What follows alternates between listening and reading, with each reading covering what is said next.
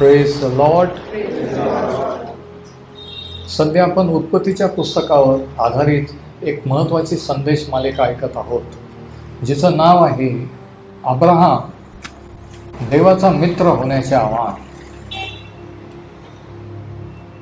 अब्रामाच्या जीवनावर आधारित ही संदेश मालिका आहे आणि आजचं आपलं शीर्षक आहे, आजच्या संदेशाचा शीर्षक आहे ख्रिस्ती जीवनाचा आनंद आणि दुःख. ख्रिस्ती जीवनाचा आनंद आणि दुःख, the Joy and pen of life. आणि शास्त्रभाग आहे उत्पत्तीचं पुस्तक, याचा 21वा अध्याय, जेनेसिस 21, उत्पत्ती 21.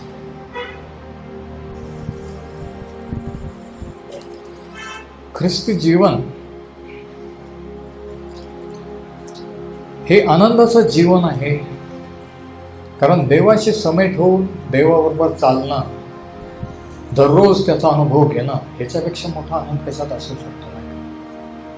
की दैनंदिन क्षुल्लक बारीक सारीक गोष्टी देव कसं आपल्याला सहाय्य करतो, कसं चालवतो,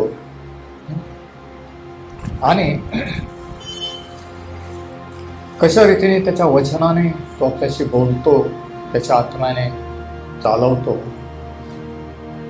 परंतु हे सर्व आनंदित जीवन जरी असलं तरी याच्याबरोबर काही दुःख देखील आहेत. अनेकांना असं वाटतं की प्रभू येशू ख्रिस्ताकडे वळल्यावर सगळे प्रॉब्लेम सुटते, पण तसं नसतं. प्रभू येशूने पण सांगितलं की जगात तुम्हाला बहुत दुःखे होतील, पण धीर धरा, मी जगाला जिंकलेले आहे. त्याने कधीच सांगितलं नाही की माझे शिष्य झाल्यावर तुम्हाला प्रॉब्लेम येणारच नाही. जोपर्यंत आपण ह्या मर्त्या देहात शरीरात आहोत, जोपर्यंत आपण ह्या शापित भूमीवर आहोत, जोपर्यंत नवे आकाश नवी पृथ्वी उत्पन्न होत नाही, तोपर्यंत ह्या समस्या राहतील. पण देव आपल्याला त्याच्यावर विजय करेल, हे त्याचं प्रॉमिस आहे त्याच्या लोकांना. आणि काही वेळेस जे दुःख आपल्याला भोगावे लागतात किंवा होतात, ते शैतानाकडून नाही, दुसऱ्या लोकांकडून नाही, तर आपल्याच काही चुकामुळे किंवा मूर्खपणामुळे भोगावे लागतात. एक वचन आहे शास्त्रामध्ये, दुराचारांना त्यांच्या दुष्कर्मामुळे पीडा भोगावी लागते.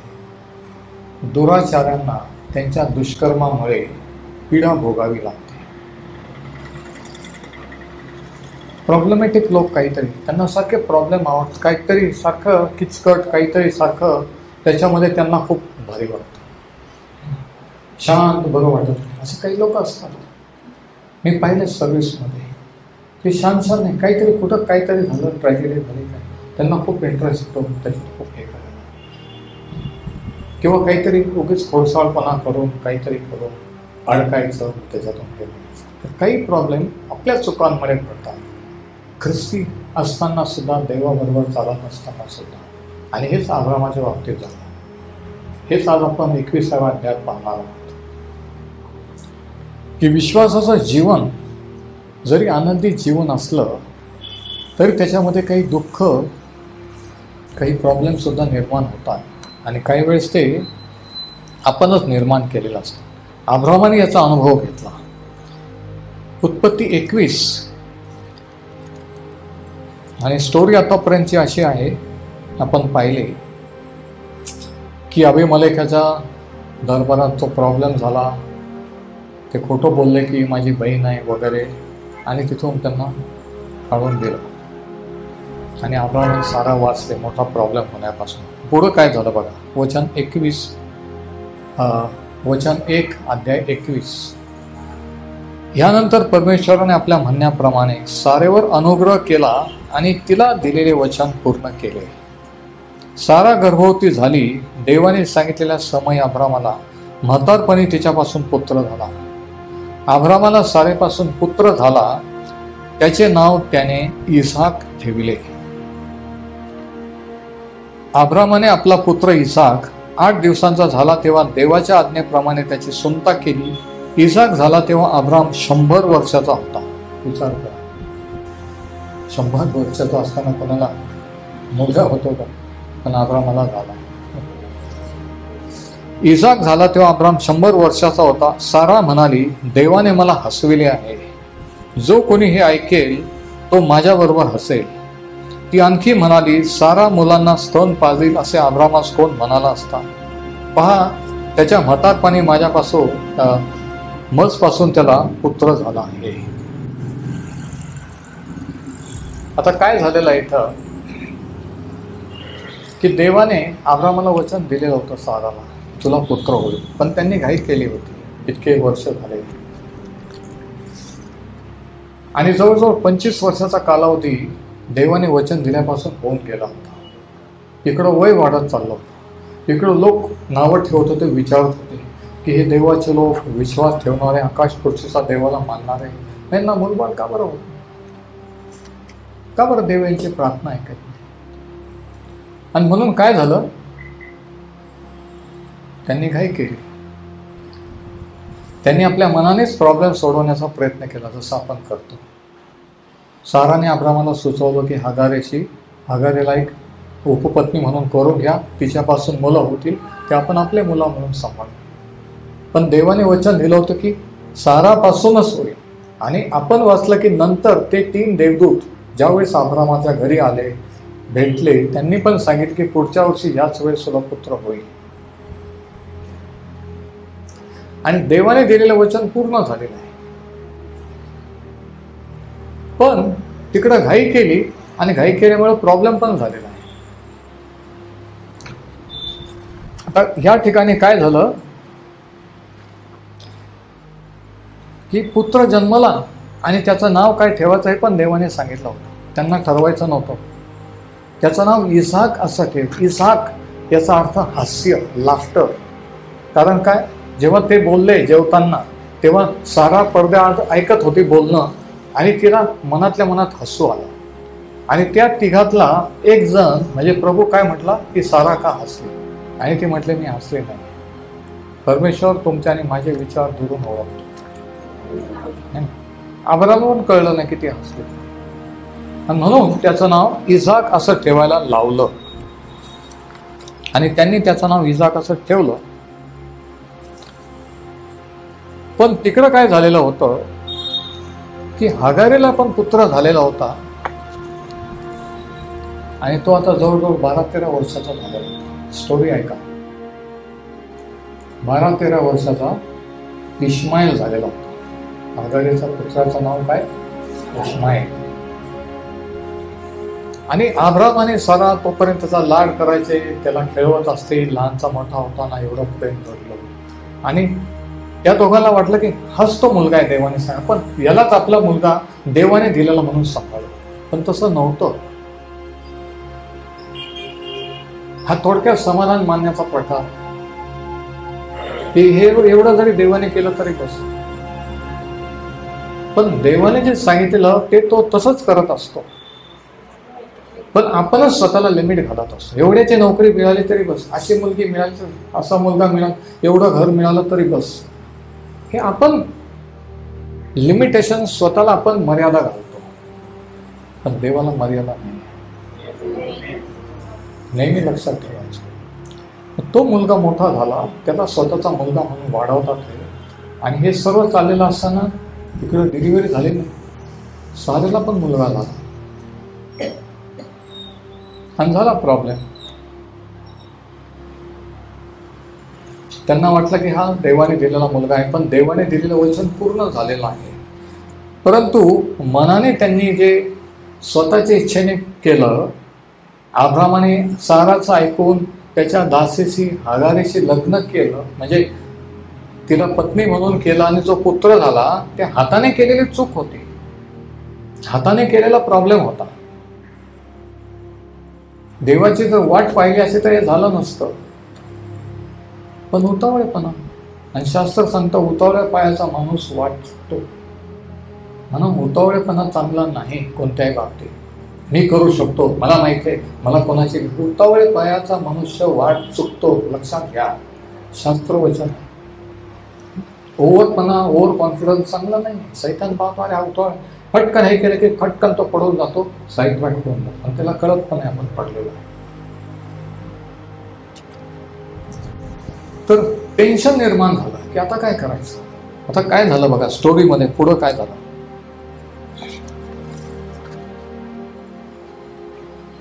याच्यानंतर पुढे काय होतं,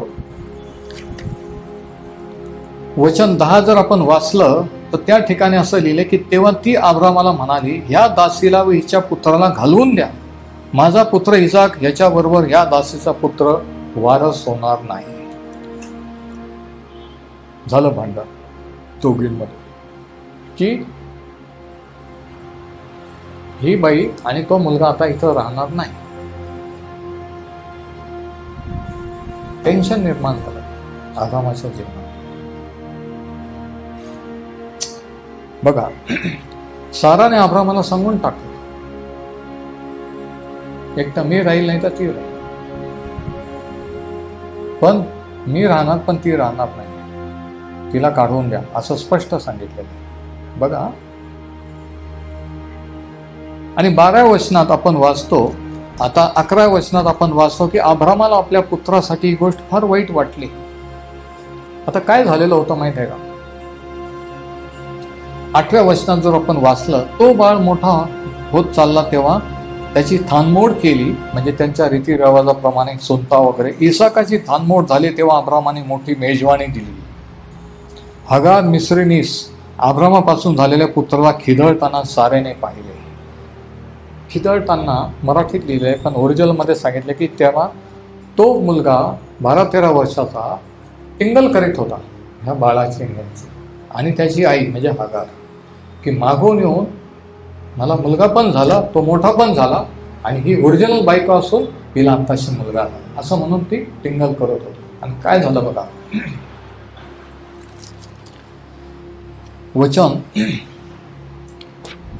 10, तेव्हा ती अब्रामाला म्हणाली, या दासीला व हिच्या पुत्राला घालून द्या, माझा पुत्र इसाक याच्याबरोबर ह्या दासीचा पुत्र वारस नसावा. वारस तो नाही पाहिजे, वारस माझा पुत्र पाहिजे, इसाक पाहिजे. आता देवाने काय वचन दिलं होतं, कोण वारस होणार, इसाक का इस्माईल, इसाक सारेला झालेला. पण जर उतावळेपणा केला, देवाचं नाही ऐकलं, पुढं पळत गेलं तर इस्माईलाला पण जन्म देतो. हाताने प्रॉब्लेम क्रिएट करतो.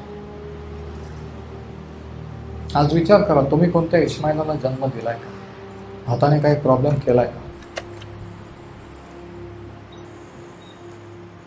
आणि म्हणून ती म्हणते की तो वारस होणार नाही. अब्रामाला आपल्या पुत्रास्तव ही गोष्ट फार वाईट वाटली, दुःख झालं. अर्थातच होणारच, ती पण एक बायको आहे, तो पण त्याचाच मुलगा आहे इस्माईल, आणि घालून द्या, घरातून काढून द्या म्हणजे काय, वाईट वाटणार.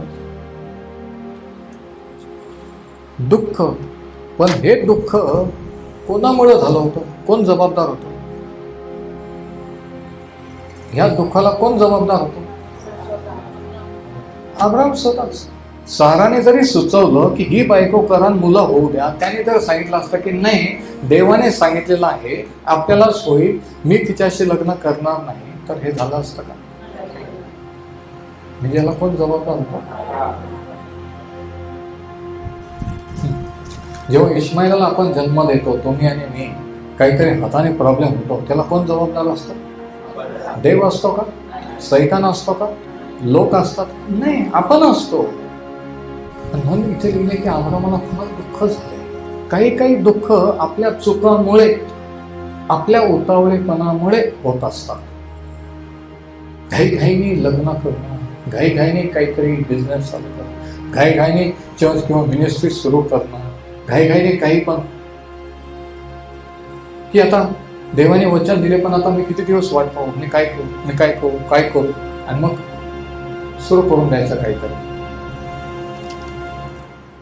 आणि मग इस्माईल जन्माला येतो, आणि नंतर डोकेदुखी होते.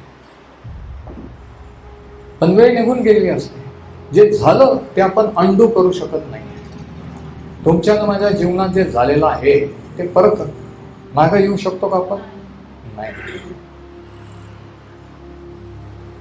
म्हणून काही प्रॉब्लेम, काही दुःखाला आपण जबाबदार असतो. बघा इसाक हा देवाने दिलेल्या वचनाचा पुत्र होता. अब्राम वयस्कर झालेला होता, सारा वयस्कर होती, जरी ती सुंदर देखणी होती. 1 वर्षापूर्वी राजा तिच्यावर भाळला होता की राजाने विचारलं की ते कोण, तिला बोलून आणा. म्हणजे त्या वयात सुद्धा ती किती सुंदर देखणी असेल. म्हणजे जेव्हा आपण ही स्टोरी वाचतो, मी काल ती वाचून त्याच्यावर स्टडी मनन करत होतो, तर आपल्याला वाटतं की अब्राम 100 वर्षाचा होता आणि सारा 90 वर्षाची होती. म्हणजे काही एकदम अशी वाकलेली म्हातारी आणि सुरकुत्या पडलेल्या आणि मग त्याच्यातच प्रेग्नंट आणि लोक म्हणतात बघा बघा, असा सीन नव्हता. कारण अगोदरच्याच अध्यायात आपण वाचलं की अभिमलेखाने पाहिलं की ती स्त्री इतकी सुंदर आहे, राजाच्या लोकांनी शिफारस केली आणि त्यांनी बोलून घेतलं तिला राणी करण्यासाठी. ती तशी जर सुरकुत्या पडलेली म्हातारी असती तर अभिमलेख सारख्या राजाने तिला बोलून घेतलं असतं का दरबारात? म्हणजे ह्या डिलिव्हरीच्या वेळेस सुद्धा, ह्या वयात सुद्धा ती सुंदर दिसत होती. किती विशेष आहे. आणि हे मी वाचत असताना, हे करताना एकदम फ्लॅश मध्ये आला की अरे असं नव्हतं ते, की ती अशी म्हातारी नव्हती, ती एकदम आकर्षक सुंदर देखणी अशी बाई होती, 90व्या वर्षी सुद्धा.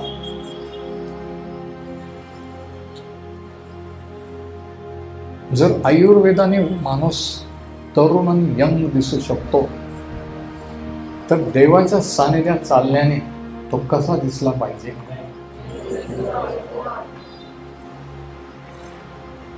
त्याचं वय सुद्धा नाही कळलं पाहिजे.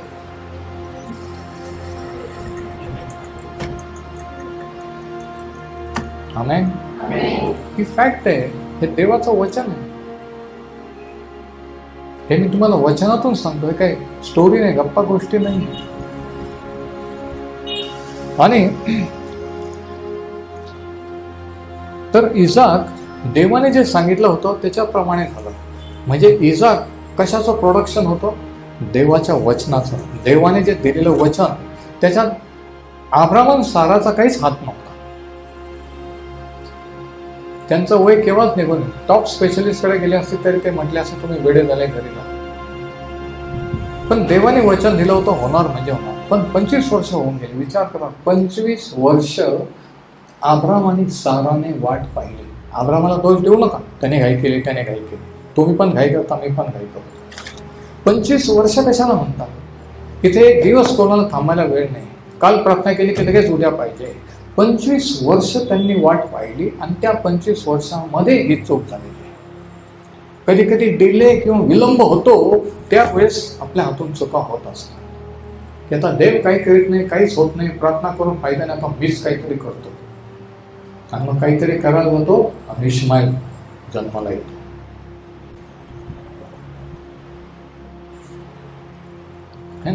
हाताने वाढवा करून बसतो.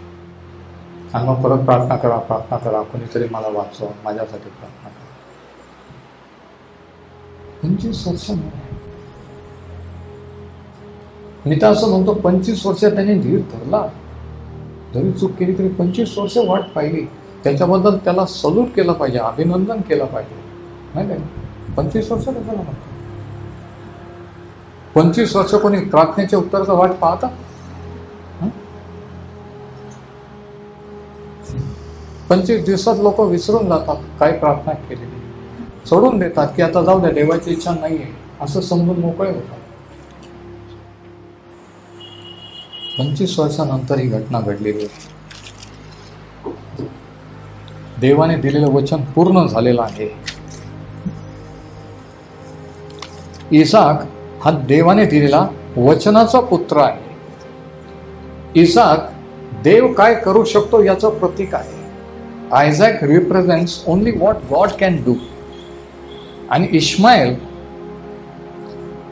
हा माणूस काय करू शकतो याचं प्रतीक आहे. इश्माईल कोण होता? अब्राम आणि सारा यांनी मनाने जे केलं त्याचं प्रोडक्शन होतं. पण इसाक काय होता? देवाने जे वचन दिलं त्या देवाच्या वचनाची पूर्तता होती. आता इथे एक आत्मिक धडा आहे. गलतीकरास पत्राचा 4था अध्याय, गलेशियन्स चॅप्टर 4. गलतीकरास पत्र 4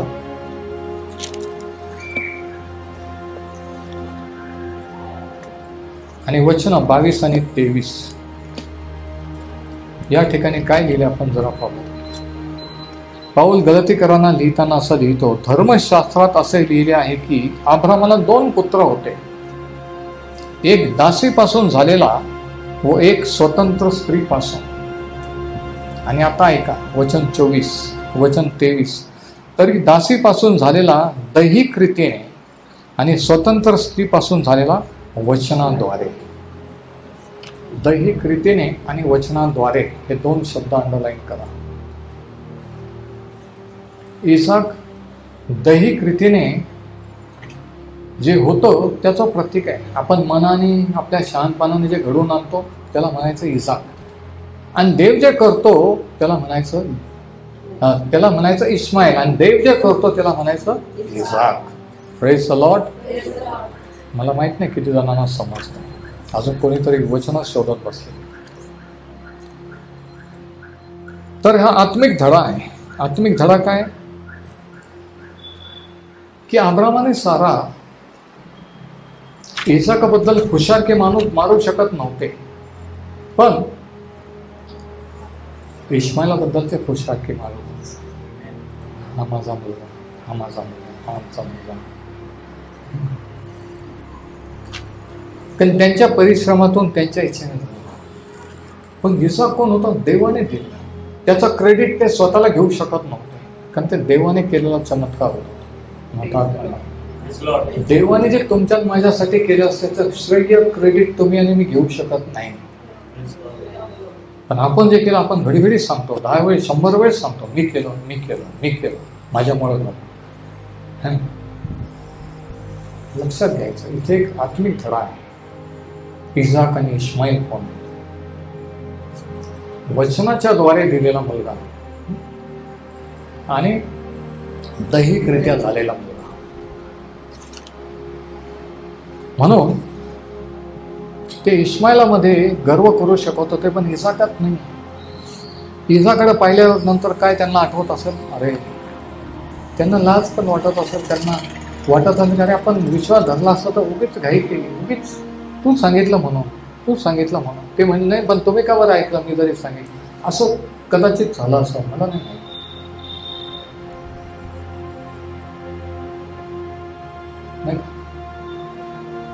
इसाकाकडे पाहिल्यानंतर देव काय करू शकतो कोणत्याही वयात किती वर्ष झाले तरी ही त्याची साक्ष होती. इसाकडे पाहिल्यावर त्यांना हे आठवण होती कायमची मरेपर्यंत की देव त्याचं दिलेलं वचन पूर्ण करणारा देव.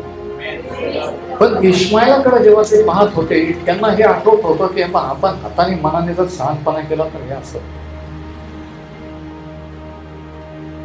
हा महत्वाचा धडा आहे. आज काही नाही समजलं, एवढं जरी समजलं घरी गेलं तरी बस, तरी आजचा मेसेज तुम्हाला समजला. इथून पुढं तुम्ही ठरवायचं की तुम्ही देवाच्या वचनावर अवलंबून राहायचं का स्वतःच्या मनाने काहीतरी घडवून आणायचा प्रयत्न. याचा देव काही करीत नाही, आता मीच काहीतरी करतो, हे ज्याने त्याने ठरवायचं. आता ही गोष्ट आपल्याला काय शिकवते की देवाचं वचन जेव्हा पूर्ण होतं तेव्हा आनंद तर आहेच,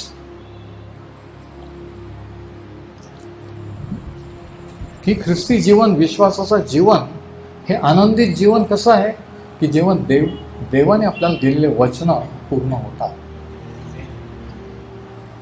जे आपण विश्वास धरला, जे देवाने आपल्याला सांगितलेलं बोललेला ते जेव्हा घडून येतात तेव्हा तो एक आनंदाचा क्षण असतो. इसाक जन्माला आपण वाचलं की त्यांनी मेजवानी दिली, हे योग्य होतं. पार्टी देणं योग्य होतं. देवाने दिलेलं वचन आनंद, पण आनंद झाला पण नंतर लगेच भांडण पण झालं की ह्या दोघांना काढून टाका. म्हणजे दुःख पण आहे ख्रिस्ती जीवनात, विश्वासाच्या जीवनात देवाबरोबर चालताना. नुसता आनंदच नाही, काही वेळेस दुःख पण होतात, आणि ते दुःख काही वेळेस आपल्या चुकामुळे होतात. आणि तरी काही मूर्ख लोक म्हणतात सांगा बरं देवाने असं का केलं. मग मी म्हणत असतो की तुम्ही अगोदर देवाला विचारलं होतं का? जर नसल विचारलं तर तुम्हाला कोणताही अधिकार नाही देवाला दोष देण्याचा. देवाने असं का, आत्ता तुम्हाला देव आठवला, तेव्हा का नाही देव आठवला की मी लग्न करू का, मी हा बिझनेस करू का, मी ही मिनिस्ट्री ही सेवा सुरू का, मी ते करू का? अगोदर का नाही विचारलं देवा? विचारलं का समाधान नाही? हा धडा आहे रवी. आता तू विचार कर, किती संदेश मिस केले, किती तू पुढे गेला असता. पण नाही, सैतान म्हणतो जाऊ दे, ते कामं महत्वाचे, ते साहेब महत्वाचे, ते हे महत्वाचं. आपण खुशाल आहे त्याच लेवलला राहतो. सैतान खुश होतो की मला असंच ठेवीन, असंच मरू दे, याला पूर्ण त्या देशात वतनाच्या आशीर्वादात जाऊ देणार नाही. आणि आपण खुशाल थोडक्यात समाधान मानतो, खुश आहे. आपल्याला कळत पण नाही की आपल्याला कोणीतरी फसवतंय, आपले आशीर्वाद चोरून घेत आहे आणि आपल्याला देवामध्ये पुढे जाऊ देत. हे कळलं, हे कळणं सुद्धा ख्रिस्ती जीवनाचा एक महत्वाचा भाग. हे कोणतं महत्वाचं? हे वचन, हे शास्त्र कशाला लिहिले की आपण आपल्या आयुष्यात चुका करू नये. ज्या चुका त्यांनी केल्या त्या तुम्ही आणि मी करू नये म्हणून हे लिहिले. पण आपण म्हणतो मला का नाही, मला टाइम नाही. टाइम नाही तर मग तुझं तू भोग, प्रॉब्लेम झाल्यावर म्हणू नको, प्रार्थना करा. पण हे जर वाचलं, ऐकलं, समजलं तर कितीतरी चुका आपण आपल्या आयुष्यातला टाळू शकतो, कितीतरी दुःख, टेन्शन दूर करू शकतो. हे हाताने टेन्शन झालं ना.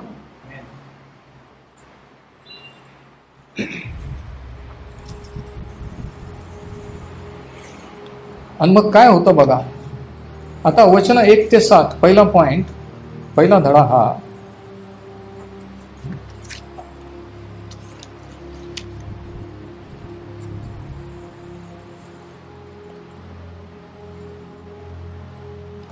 जेव्हा देव त्याने दिलेलं वचन पूर्ण करतो त्यावेळेस आपल्याला आनंद होतो. पहिला point. First point is the Joy of the life of faith comes from obtaining what only God can do.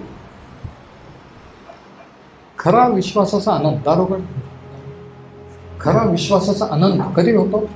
ज्यावेळेस आपण विश्वास ठेवलेला असतो आणि विश्वास ठेवल्यानंतर ते आपल्याला मिळतं. आता काय झालं बघा. पहिला वचन, वचन 1, उत्पत्ती याचा 21वा अध्याय आणि पहिलं वचन काय लिहिले त्या वचनामध्ये? जेनेसिस 21:1.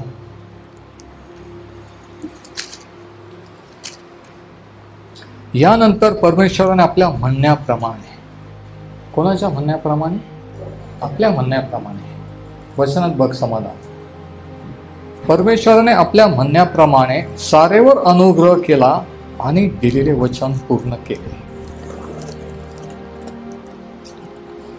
जेव्हा दिलेलं वचन देव पूर्ण करतो तेव्हा तो आनंद वेगळा असतो, नाही? समजतंय का कोणाला तरी? तो एक वेगळा आनंद होता. वचन 2, सारा गर्भवती झाली. देवाने सांगितलेला समय, देवाने सांगितलेला समय अंडरलाईन करा.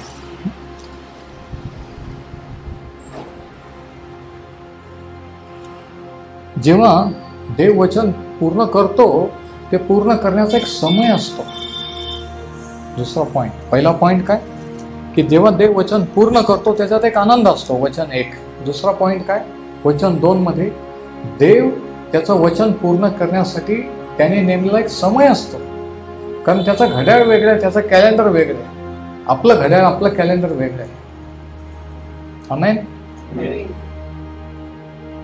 ते म्हटले 4 दिवस झाले आणि तिसऱ्या दिवशी फुलं टाकून पण झाले आणि अजून प्रभू येशू ख्रिस्त आला नाही. आणि काय फायदा? आता काही फायदा नाही. आता काय उपयोग? सगळं झालं. कधी कधी आपल्याला वाटतं की देव लेट झालेला आहे. देव लेट नसतो होत.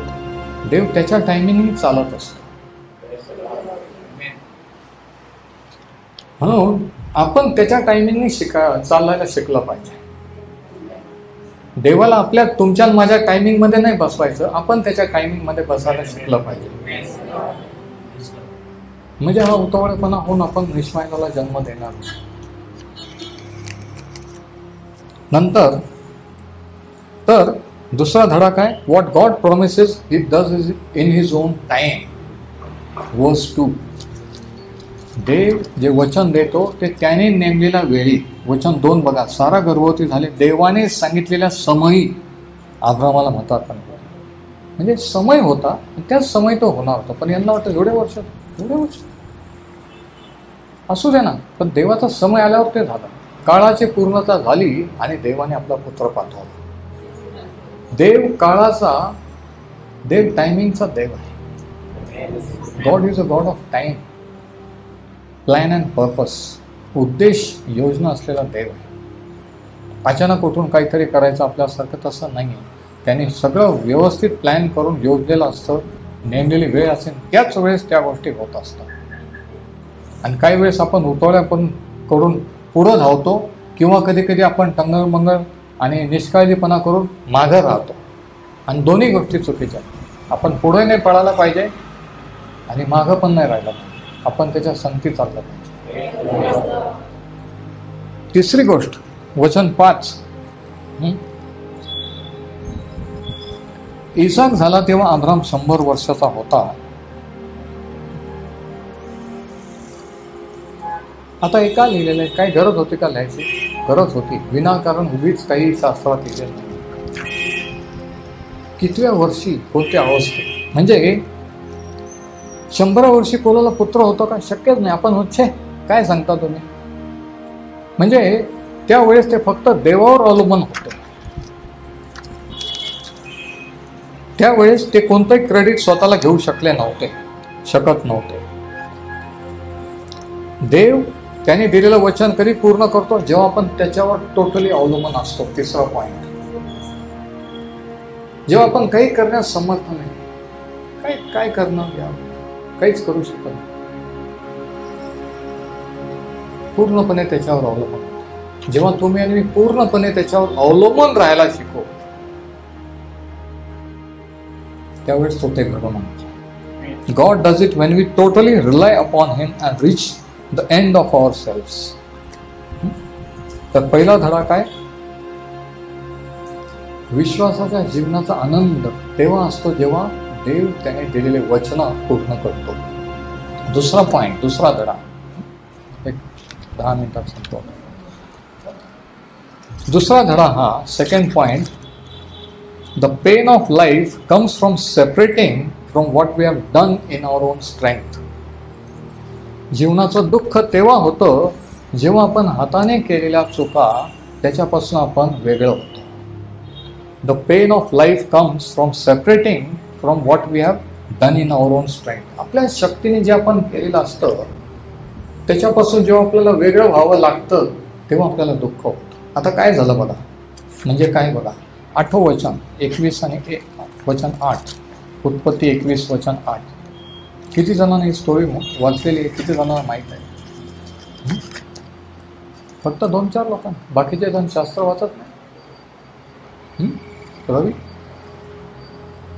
वचन 8, तो बाळ मोठा झाला तेव्हा त्याची थानमोड झाली.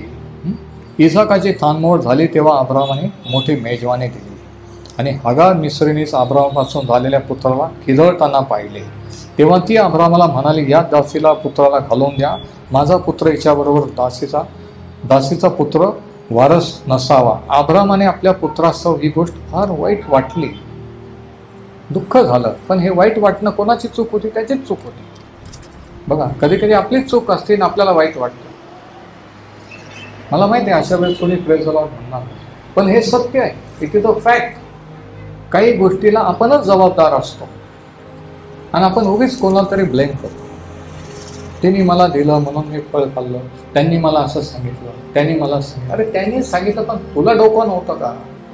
तू निर्णय का नाही घेतला? तिने जरी दिले, तू म्हणू शकत होता देवाने मला सांगितलं नाही खायचं, नाही खायचं, तुला खायचं तर तू खा. म्हणू शकला नसता? म्हणू शकला असता. तुम्हाला मला जेव्हा असं ऑफर येतात, असं दबाव येतात सोनी, तेव्हा आपण म्हणू शकतो का नाही तू की नाही मला नाही हे करायचं, तुम्हाला काय करायचं ते करा. पण आपण म्हणतच नाही. आपण म्हणतो त्यांना काय वाटतं. अरे त्यांना काय वाटेल, देवाला काय वाटेल? बरं देवाला पण जाऊ द्या, पण याचे परिणाम नंतर तुम्हालाच भोगावे लागतील. त्याचं काय? अब्रामासारखं पुढं तुम्हालाच ते फेस करायचं, त्याच्यातून जे निष्पन्न होईल. म्हणून हा विचार करायचा. म्हणून वचन काय? अविचारांना त्यांच्या दुराचरणामुळे व दुष्कर्मामुळे पीडा भोगावी लागते. कोणाला पीडा भोगावी लागते? अविचारे, हिंसिकल लोक, अविचार करणारे, मूड मध्ये आला फटकन करून टाकाय, पटकन काय तुम्हाला वाटतं पळायचं, हा काही मागचा पुढचा विचार करायचा. अविचारण त्यांच्या दुष्कर्मामुळे व पीडा भोगावी लागते. अविचारी असावं ही देवाची इच्छा नाही. सेन्सिबल असावं. देवाने डोकं दिलेलं आहे, आपल्याला बुद्धी दिलेली आहे. Praise the Lord. त्याचा चांगला वापर करायचा. वाईट तर कोणी करतं नाही का? चांगला वापर करायचा, योग्य रीतीने वापर करायचा, चांगल्यासाठी वापर करायचा, वाईटासाठी नाही. आत्ता कोणाला तरी कळलं बरं, आत्ता कोणीतरी praise the Lord, praise the Lord, hallelujah. तर दुसरा धडा काय? Pen of life. जीवनाचं दुःख जेव्हा आपण हाताने काहीतरी केलेलं असतं त्याच्यापासून वेगळं होतो तेव्हा दुःख होत असतं. जेव्हा ते आपल्याला सोडून द्यावं लागतं तेव्हा.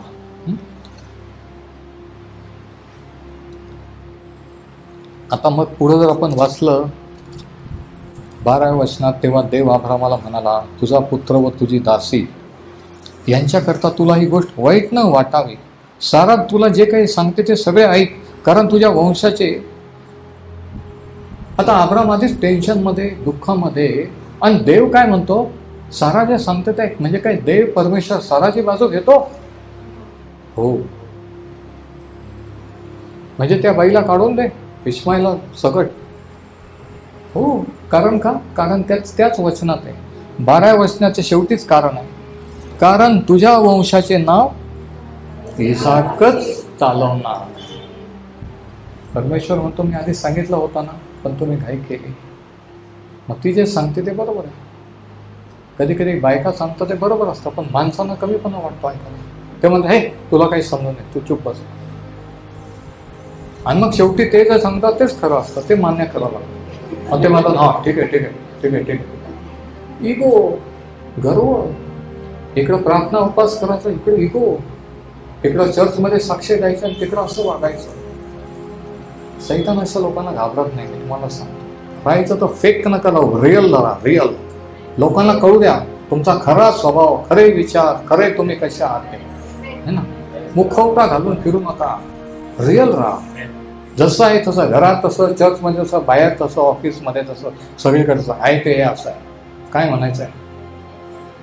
लपाछपी काही नाही, संशयास्पद काही नाही, पारदर्शक.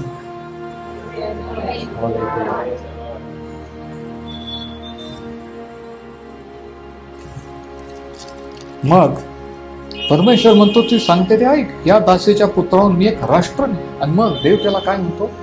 हा दुःख झालेला टेन्शनमध्ये, वचन 13 मध्ये त्याचं दुःखाच. जेव्हा आपल्याला दुःख होतं आपण केलेल्या चुकामुळे आणि त्याची जाणीव होते, पण आपण काहीच करू शकत नाही, पुढं जाता येत नाही, मागं जाता येत नाही, तेव्हा देव आपल्याला सोडत नसतो.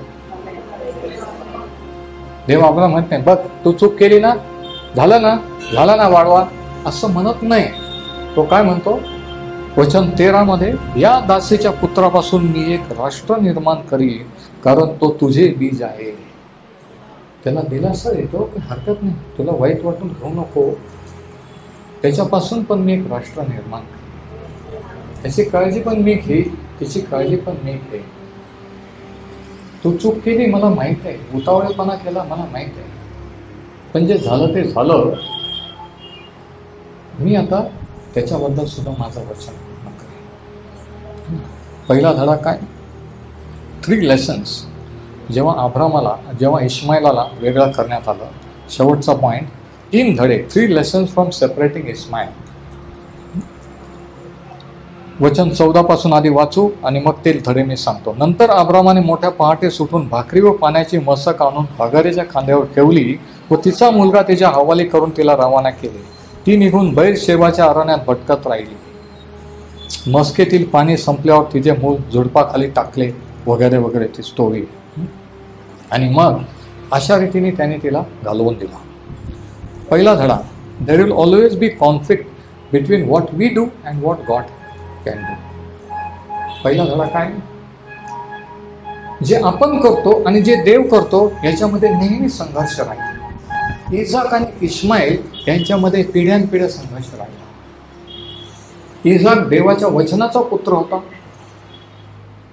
आणि इश्माईल अब्रामाच्या दैहिकतेचा पुत्र होता. जे दैहिक आहे आणि जे आत्मिक आहे त्याच्यामध्ये नेहमी संघर्ष असतो. आमेन. Praise the Lord. किती जणांना समजतं?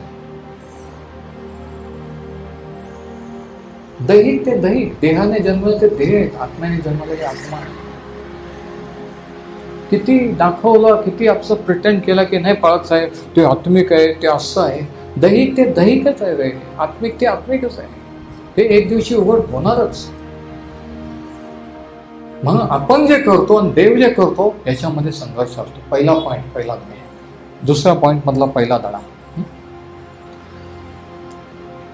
इसाकाच्या जन्माने आनंद झालाच, पण टेन्शन पण वाढलं. कारण अचानक साराने घोषणा केली की आता ह्या बाईला, आगारेला त्याच्या पुत्राला तिथं ठेवायचं नाही. गलतीकारासपत्र 4 आणि 29 मध्ये आपण हे वाचतो. गलेशियन्स 4:29 काय लिहिलेलं आहे? त्यावेळेस देहरित्या जन्मलेल्या इस्माने आध्यात्मिकरित्या जन्मलेल्या इस्माचा छळ केला. दैहिकरित्या जन्मलेला इसम कोण? इश्माईल. आत्म्याने जन्मलेला इसम कोण? इसाक. दैहिकरित्या जे असतात, तारण न झालेले लोक असतात, ते देवाच्या तारण झालेल्या लोकांचा छळ करत असतात, नेहमी विरोध करत असतात, नेहमी चुका काढत असतात. नाही समज? मग स्वतःला विचारा, मी दैहिक आहे का आत्मिक आहे? त्यावेळेस दैहिकरित्या, देहरित्या जन्मलेल्या इस्माने आध्यात्मिकरित्या जन्मलेल्या इस्माचा छळ केला, तसा आताही होत आहे. म्हणजे हे दोन इसम, इसाक आणि इश्माईल, काय दोन जाती तर आहेतच, पण दोन प्रकारचे लोक आहेत, तारण झालेले न झालेले, दैहिक आणि आत्मिक. सगळेच चर्चमध्ये आत्मिक आहे असं मी कधीच मानत नाही करत साहेब. देवाला माहिती आहे. तुम्ही सांगता आम्ही पश्चाताप केला म्हणून आम्ही बाप्तिस्मा देतो, तुम्ही सांगता आम्ही देवाचे, पण खरंच कोण कसं आहे हे तुम्हाला देवालाच माहिती आहे. कोण किती त्याच्या जवळ आहे, किती लांब आहे, कोण आत्मिक आहे, दैहिक आहे, हे त्यालाच माहित आहे कधी. म्हणून रिअल राहायचं असतं आपण. रिअल, बी रिअल. जे आहे ते ओरिजिनल राहा. ओरिजिनल म्हणा, ओरिजिनल. मनीषा ताई, समजतं ना मी काय म्हणतो ते? तर दुसरा धडा हा की जे आपण केलेलं असतं, संघर्ष जर मिटवायचा असेल, संघर्ष जर मिटवायचा असेल दैहिक आणि आत्मिक आहे, तर जे आपण केलेलं असतं ते काढून टाकलं पाहिजे, घालून दिलं पाहिजे. Second lesson is the only way to resolve the conflict is to put away what we have done. The only way to resolve conflict is to put away what we have done. आपण जे केलेलं आहे, संघर्ष, भांडण जर मिटवायचं तर आपण जे केलेलं आहे ते त्याच्यापासून वेगळं होणं, काढून टाकणं, हाच तो मार्ग असतो.